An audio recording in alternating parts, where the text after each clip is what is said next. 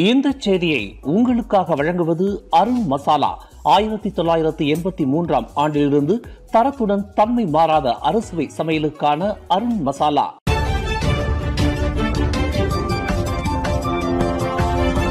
வணக்கம். திசைகளின் ஒரு மணி செய்திகள். 6 வயது சிறுவன் திஷாந்த் கொலை, தந்தைக்கு 7 நாள் தடுப்பு காவல்.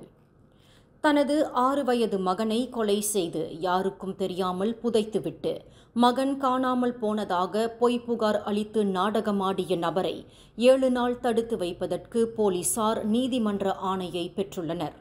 கடந்த ஜூலை 24ஆம் தேதி கைது செய்யப்பட்ட 36 வயதுடைய அந்த நபரை வரும் வியாழக்கிழமை வரை தடுத்து வைப்பதற்கான நீதிமன்ற அனுமதியை போலீசார் பெற்றுள்ளதாக ஜொஹூர் இஸ்கண்டர்புத்ரி மாவட்ட போலீஸ் தலைவர் ஏசிபி எம் குமரேசன் தெரிவித்தார். தனது மகன் திஷாந்த் ஜொஹூர் புகிட் இண்டாவில் கார் நிறுத்தும் இடத்தில் காரில் காத்திருக்க சொல்லிவிட்டு கடையில் உணவு வாங்கிவிட்டு வருவதற்குள் காணாமல் போனதாக தந்தை முனுசாமி கடந்த ஜூலை 24ஆம் தேதி அதிகாலை 2:15 மணியளவில் போலீஸ் புகார் செய்தார். கடந்த ஜூலை 23ஆம் தேதி மாலை 6 மணியளவில் காணாமல் போன தனது மகனை கண்டுபிடித்து தரும்படி தந்தை முனுசாமி போலீசாரிடம் உதவியை நாடினார். இது தொடர்பாக போலீசார் தீவிர புலன் விசாரணை செய்ததில் சிறுவனின் தந்தை அளித்த வாக்குமூலத்தில் நிறைய முரண்பாடுகள் இருந்தது போலீசுக்கு சந்தேகம் வலுத்தது. இதன் தொடர்பில் அன்றைய தினமே அந்த நபர் கைது செய்யப்பட்டார். விசாரணை முழு வீச்சில் தொடங்கிய போது அந்த நபர் தனது மகனை கொலை செய்து புதைத்து விட்டதாக அம்பலமானது. அணிந்த ஆடையுடன் கருப்பு பையில் கட்டப்பட்டு புதைக்கப்பட்ட அந்த 6 வயது பாலகனின் உடல் நேற்று மாலையில் நெகிரிசம்பிலான் ஜம்பூல் ரொம்பீனில் உள்ள ஓர் இடத்தில் தோண்டி எடுக்கப்பட்டது. அந்த சிறுவனின் உடல் ஜொஹூர் புகிட் இண்டாவிலிருந்து 200 கிலோமீட்டர் தூரத்திற்கு கொண்டு வரப்பட்டு புதைக்கப்பட்டுள்ளது.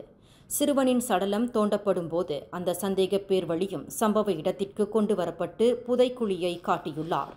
முன்னதாக இந்த சம்பவம் குறித்து ஜொஹூர் போலீஸ் தலைமையகத்திலிருந்து தாங்கள் தகவல் பெற்றதாக நெகிரிசம்பிலான் மாநில போலீஸ் தலைவர் டத்தோ அஹ்மத் ஜஃபீர் முகமது யூசுப் தெரிவித்திருந்தார்.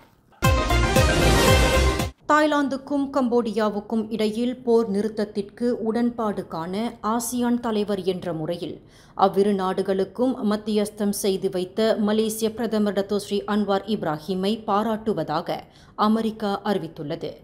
ஆசியான் தலைவர் என்ற முறையில் மலேசிய பிரதமரின் தலைமைத்துவத்திற்கும் போர் நிறுத்த பேச்சுவார்த்தையை நடத்துவதிலும் முக்கிய பங்காற்றிய அன்வார் இப்ராஹிமிற்கு அமெரிக்கா நன்றி தெரிவித்துக் கொள்வதாக அந்த வல்லரசு நாடு தெரிவித்துள்ளது.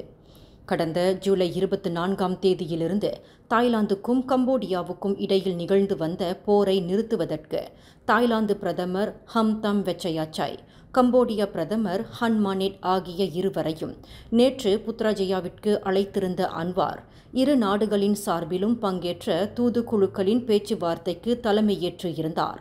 இந்த பேச்சுவார்த்தையில் காணப்பட்டுள்ள இணக்கத்திற்கு ஏற்ப அனைத்து தரப்பினரும் தங்களுக்கான கடப்பாட்டை அனுசரிக்க வேண்டும் என்று அமெரிக்க வெளியுறவு செயலாளர் மார்க்கோ ரூபியோ வெளியிட்ட ஓர் அறிக்கையில் தெரிவித்துள்ளார். முன்னதாக இரு நாடுகளின் தலைவர்களிடமும் அமெரிக்க ஜனாதிபதி டொனால்ட் ட்ரம்ப் தனித்தனியாக பேச்சுவார்த்தை நடத்தினார். அதன் பிறகு இரு நாடுகளும் போரை நிறுத்த பேச்சுவார்த்தைக்கு இணங்கின.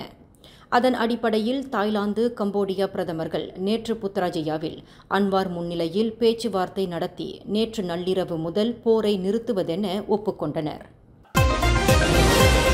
சட்டவிரோத பணமாற்று நடவடிக்கையில் ஈடுபட்டு வந்ததாக நம்பப்படும் வங்காளதேச பிரஜைகளை உள்ளடக்கிய ரோஹிம் கும்பலை குடிநுழைவுத்துறை வெற்றிகரமாக முறியடித்துள்ளது.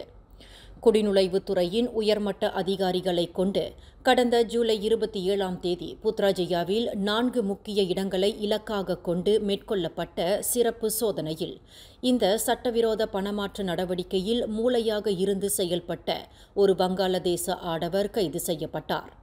அந்த நபர் கொடுத்த தகவலின் பேரில் மேலும் 5 வங்காளதேச ஆடவர்கள் கைது செய்யப்பட்டனர். 26க்கும் 48க்கும் இடைப்பட்ட வயதுடைய இந்த 6வரை கைது செய்தது மூலம் ரோஹிம் கும்பல் முறியடிக்கப்பட்டுள்ளதாக குடிநுழைவுத்துறை அறிவித்துள்ளது. அதேவேளையில் இந்த கும்பல் முறியடிக்கப்பட்டது மூலம் இக்கும்பலிடம் இருந்து 12,15,000 ரிங்கெட் ரொக்க பணம் பறிமுதல் செய்யப்பட்டுள்ளதாக குடிநுழைவுத்துறை தலைமை இயக்குநர் டத்தோ ஜக்காரியா சாபான் ஓர் அறிக்கையில் தெரிவித்துள்ளார். நாட்டில் பிரதான நெடுஞ்சாலைகளில் டோல் கட்டண விதிப்பை முழுமையாக அகற்றுவதை விட டோல் கட்டண உயர்வை ஒத்திவைப்பதே சாத்தியமான நடைமுறையாகும் என்று பொதுப்பணித்துறை அமைச்சர் டத்தோஸ்ரீ அலெக்சாண்டர் நந்தாலிங்கி தெரிவித்துள்ளார். டோல் கட்டணம் உயர்த்தப்படாமல் இருப்பதற்கு சம்பந்தப்பட்ட நெடுஞ்சாலை ஒப்பந்த நிறுவனங்களுக்கு அரசாங்கம் பில்லியன் கணக்கில் இழப்பீட்டுத் தொகையை வழங்கி வருவதாக இன்று நாடாளுமன்றத்தில் கேள்வி நேரத்தின் போது டத்தோஸ்ரீ அலெக்சாண்டர் நந்தாலிங்கி இவ்விவகாரத்தை வெளியிட்டார். டோல் கட்டண விதிப்பை முழுமையாக அகற்ற இயலாது. காரணம், நெடுஞ்சாலைகளின் பராமரிப்புக்கு சம்பந்தப்பட்ட ஒப்பந்த நிறுவனங்கள் அதிகமாக செலவிட்டு வருகின்றன. இந்நிலையில் மக்களுக்கு சுமையை ஏற்படுத்தாத வகையில் டோல் கட்டண உயர்வை ஒத்திவைக்க முடியும் என்றும் இதுவே யதார்த்தமான நடைமுறையாகும் என்றும் அமைச்சர் விளக்கமளித்தார்.